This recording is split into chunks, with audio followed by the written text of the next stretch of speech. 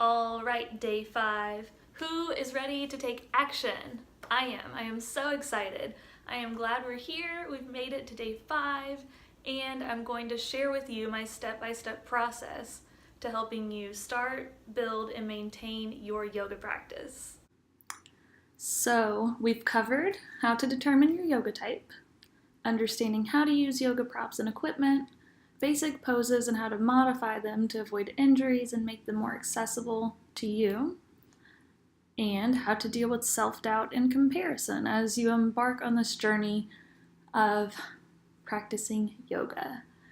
Today we are covering my step-by-step system for actually starting. So you have all the information, you know what you need. Now it's time to start.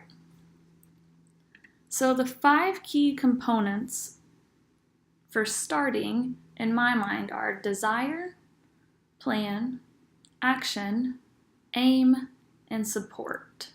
So what do those mean? We'll dive into those next, but really what this all means is finding what you want from your practice and then making it happen. If you want like the one sentence how to start, like what do you want and then how are you gonna make it happen? We'll start with desire. So what's your why?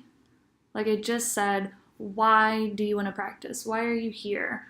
Why is this important? Desire is probably the first and foremost thing you need to think about when starting your practice. What do you want to gain from this? So some questions to consider that you can journal on if you've gotten yourself a journal since day 1 are why do I want to practice yoga? So really sit down and think about why. It doesn't have to be some deep revelation of like becoming a different person. Like you want to be you, but there's got to be a why behind starting something. So consider your why and then ask yourself, how do I want to feel after my yoga practices? So I like to live on a feelings-based compass in my life, I guess you could say. I like to come back to how do I feel whenever I do something, whenever I experience something, and then I reflect on it. So I think this is really important with a yoga practice, so it doesn't just become a physical to-do if you're wanting more from it than just that. So why and how do you want to feel? After you determine those things, you can move on to plan. So got your desire, now we're planning. Gather what you need to get started. What this means is like yoga mats, yoga props, all of the items you need, and then also like where and how will you practice. So some questions to consider would be, which items do I absolutely need in order to get started? So a yoga mat would probably be good, but you don't need one to start necessarily. You probably want one. So we'll say need yoga mat. Yoga blocks, how important are they to you? Do you have something else around your house you could use instead? Yoga clothes, if you want to like go out into the world and practice yoga with people, you should probably be clothed properly in a sense of like you're comfortable and you can move freely without worrying about things falling out or clothes falling down. So which items do you need in order to get started? This is a personal preference question, but you can make a quick list and just determine the things that you need and then the things that you probably don't need that'll probably hold you back if you think you need them. So if you think you need a yoga wheel to start practicing yoga, I would say that's probably not a need. It's probably a want. The second question is, where will my yoga spot be in my home? So if you're gonna start your practice at a studio or a community center, that's fabulous. But there are going to be times where you can't make it in or get to a class or your schedule doesn't work with it. And you might consider where about in your house you could designate for like your yoga mat. Even if it's just rolled up in a spot where you see it every day and it reminds you to come back to your practice, I encourage you to find a spot within your house or several spots. It doesn't have to be like a one sacred space. I struggled with that for a long time where I felt like constricted because I thought I had to have one spot and that had to be the spot. And then when I was traveling or away from home, I felt like I didn't have my spot and I was flailing around, freaking out. You can do yoga anywhere, but definitely make a special area for all of your yoga stuff so that it's a priority to you. The third item on our list of key components is action. So decide and plan out when you will practice. You've got your why, you know why you want to do this, you've made your plan of what you need to get started, but now you need to actually make a plan to act upon. So decide and plan out when you will practice. Look at your daily schedule, and if you see that you have like a 15-minute break in your day, like designate that to your yoga practice. You don't have to designate an hour every single day to your yoga practice. There's a lot going on in life, and I get the question often that people are so busy, how do they add yoga? They can't seem to make it to a class because the schedules don't make sense for them. And my response is always 10 minutes. Set a timer for 10 minutes and let that be your practice, and let that be enough. So decide and plan out when you will practice.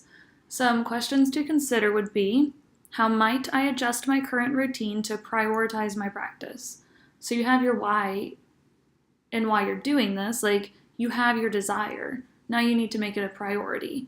So maybe every other day you swap out an episode of Netflix, or an episode on Netflix, whatever, a TV show that you're watching, to do yoga. Or maybe you do yoga while you watch your favorite show, or whatever it is, but look at your current routine and see where yoga might fit in easily and not feel like an obligation or something you have to do, or you feel bad if you don't do it. The second question I would consider would be, what is my non-negotiable commitment to my practice? And I look at this as a time frame. So for me, it's 10 minutes. Like 10 minutes is the non-negotiable. I roll out my mat, I get on there, I set a timer. That's it. Like, I can't move until the 10 minutes are up. So that's kind of my non-negotiable. But maybe for you, it could be like one class per week, and that's your non-negotiable. Whatever it is, you can make it big or small, whatever. I encourage making it small so that it's easier to do and you don't feel like you're not doing the thing all the time. And your non-negotiable means it's a non-negotiable. There is no excuse. There is no reason why it can't happen. So those are 2 questions here. Next is aim. So desire, plan, action, aim. This is where I encourage you to actually set a tangible goal and make a plan for tracking progress. So if you want to do a handstand by the end of the year and you've never done yoga, great, you've got several months to work toward that, but you have to start somewhere. And you have to make a plan to getting there. You're not just going to magically wake up and do a handstand. Trust me, I've learned from experience. It's not how it works. And maybe it's just being able to do a 30-minute YouTube video and feeling strong and confident. Maybe that's your goal. But get really specific on what it is. So don't just say, like, I want to practice more. Say, I want to practice more of blank yoga at X amount of time, X amount of times a day, whatever. Get very, very specific about your goal, and then make a plan for like tracking your progress.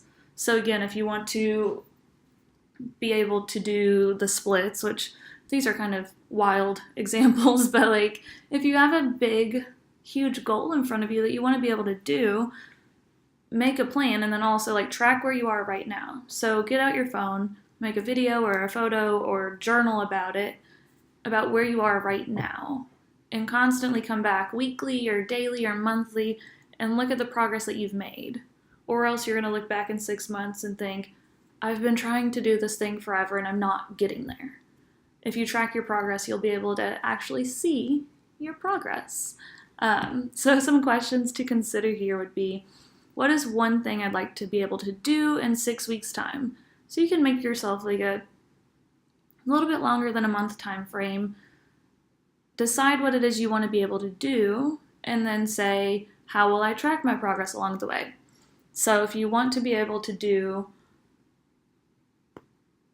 I don't even know, if you want to be able to do even a headstand. So if you want to be able to do a headstand in 6 weeks, how are you going to track your progress along the way? Or if you want to be able to do an hour of yoga without stopping, how are you going to track your progress? Our last key component is support. So I stressed a lot about this in video 4, but I want to come back to it again because it's very important. And in your practice and in the world and your life is support. So find your people. Don't try to go at this alone and guess and isolate yourself. There are plenty of people to support you. There are teachers and peers that will answer your questions and give you recommendations and point you in the right direction if you want to explore something new. So find people that you resonate with and trust and utilize them, and also be of service to them as well.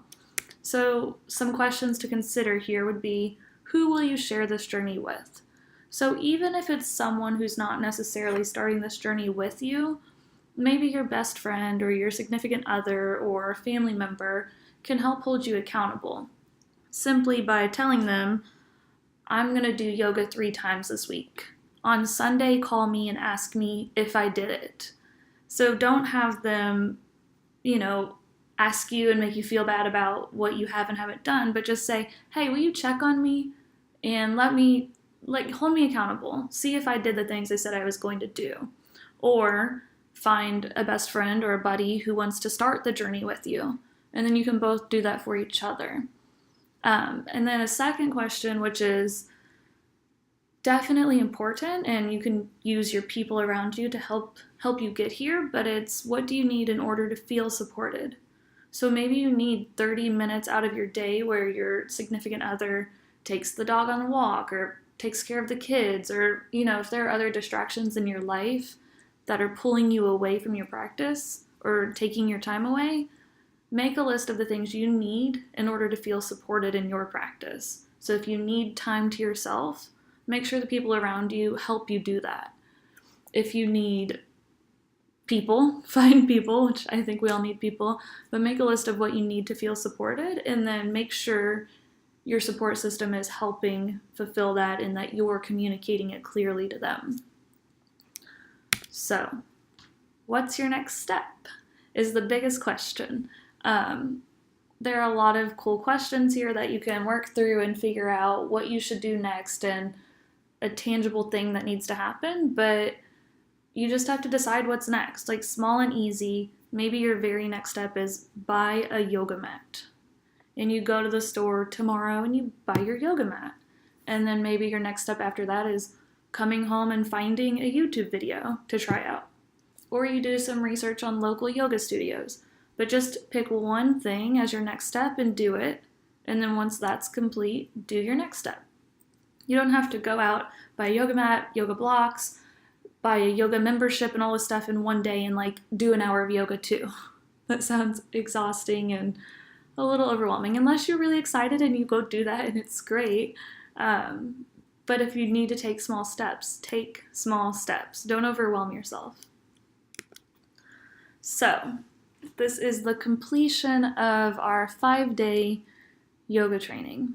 We've covered how to determine your yoga type, understanding how to use yoga props and equipment, basic poses and how to modify them, how to deal with self-doubt and comparison, because we will inevitably come up against it, and this step-by-step system that I just covered to actually starting and maintaining. You can come back to any of this at any time in your practice to kind of recalibrate yourself and to get centered. If you've kind of fallen off track or went in one direction and you feel out of balance, you can always come back to this stuff. So, what questions do you have? Let me know in the chat box below or shoot me an email. I will be sharing a Q&A video tomorrow of all of the questions that have been asked, all of the questions I've heard over time, and hopefully that helps you have some more clarity in starting your journey. So, stay tuned. Bonus Q&A coming to your inbox tomorrow, and good luck. Let me know if you need anything.